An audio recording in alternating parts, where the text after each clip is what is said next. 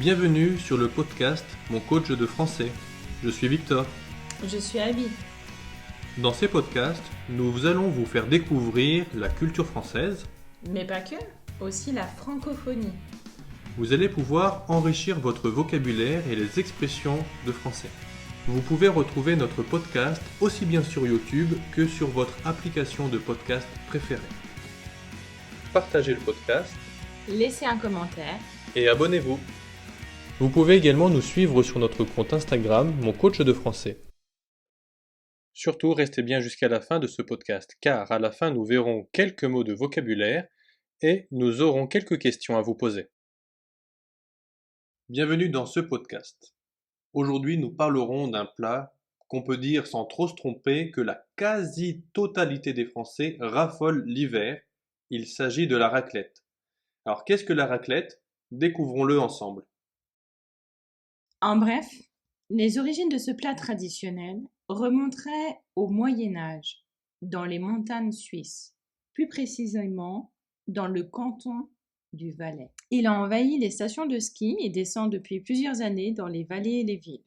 Retour sur son histoire à l'occasion de la journée mondiale de la raclette. Selon la légende, l'histoire de la raclette remonte à plusieurs siècles, lorsque les bergers helvètes se retrouvaient par temps froid autour d'un bon feu, avec leur en-cas, du pain, du fromage et du vin, en guise de déjeuner. L'un d'entre eux, Léon, aurait eu envie d'un repas chaud. Comme il n'avait pas d'ustensiles de cuisine avec lui, il eut l'idée de faire cuire son fromage directement sur le feu. C'est ainsi que le fromage rôti aurait été inventé. Dans son ouvrage Le Grand Livre des fromages, Juliette Arbut écrit au sujet du fromage à raclette: jusqu'au XIXe siècle, ce fromage, aussi appelé bagne ou conche, était connu sous le nom de valet. Traditionnellement, dans les chalets des montagnes valaisannes, on coupait la meule en deux, on en posait la moitié sur une pierre plate, devant la cheminée, et on l'approchait du feu. Quand il commençait à fondre en faisant des bulles, on le raclait avec une spatule en bois pour le faire couler sur des pommes de terre chaudes. Mais rendons à César ce qui lui appartient. Si le fromage est suisse, le mot raclette vient du verbe racler. C'est le poète Perolaz qui baptisa ce plat du nom de raclette lors de l'exposition cantonale valaisanne de 1909. Les premières traces de raclette en Valais remontent à la fin du XVIe siècle. Grâce à un médecin de Sion, Collinus, on apprend que ce fromage a de piètres qualités nutritives, mais que malgré tout, les Valaisans avaient l'habitude de faire rôtir ce fromage devant un feu. L'histoire s'enrichit dès le XVIIIe siècle, mais il faut attendre 1874 pour qu'apparaisse le terme de raclette. Jusqu'en 1921, date de l'invention du four à raclette. Le fromage fondait tranquillement à la chaleur des bûches. Selon l'historien Pierre Filiez, autrefois, c'était une véritable fête que de faire une raclette. On faisait la raclette lors de la fête de la mi-août, lorsque les premiers fromages à raclette étaient faits. Et on présentait les fromages des différentes vallées, des différents alpages, au curé de la paroisse pour que celui-ci les bénisse. C'est en 1964, lors de l'exposition nationale de Lausanne, que le Valais a fait connaître à toute la Suisse ce plat qu'est la raclette. Grand classique des repas d'hiver, souvent associé aux vacances à la montagne et au ski, la raclette descend des pistes et se consomme un peu partout. L'ouverture de la saison correspond à l'arrivée des premiers frimas. Les professionnels observent ces dernières années une explosion des ventes.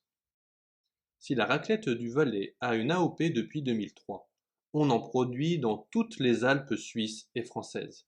Plus d'un tiers des Français mettent la raclette en première place sur la liste de leurs plats préférés, et depuis l'an dernier, les chiffres donnent le vertige.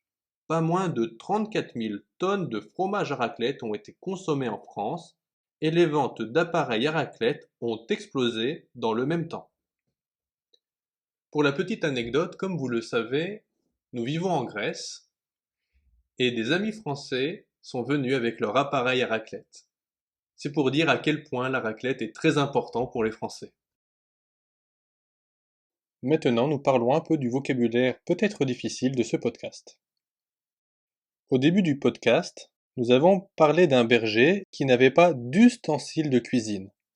Qu'est-ce que veut dire le mot ustensile? L'ustensile, c'est un accessoire qu'on utilise à la maison, qui est plutôt très simple d'utilisation, et c'est surtout pour la cuisine. Par exemple, on va parler de grandes cuillères, de fourchettes, de couteaux, de louches, etc. Un autre mot de vocabulaire. Grâce à un médecin de Sion, Collinus, on apprend que ce fromage de piètre qualité nutritive. Que veut dire le mot piètre? C'est plutôt un mot soutenu. Piètre, en fait, ça veut dire quelque chose de mauvais. On pourrait remplacer ce mot par un mot plus simple en français. On apprend que ce fromage de mauvaise qualité nutritive. À la fin de l'article, on dit si la raclette du Valais a une AOP depuis 2003. Qu'est-ce qu'une AOP? L'AOP veut dire appellation d'origine protégée. Donc c'est un sigle que nous trouvons sur les emballages de certains produits. Mais qu'est-ce que l'AOP garantit? L'AOP garantit que le produit a été transformé et élaboré dans une zone géographique déterminée. C'est un signe européen. Il protège le nom du produit dans toute l'Union européenne. Maintenant, une autre question pour vous, plutôt de grammaire cette fois-ci. On dit quand il commençait à fondre en faisant des bulles.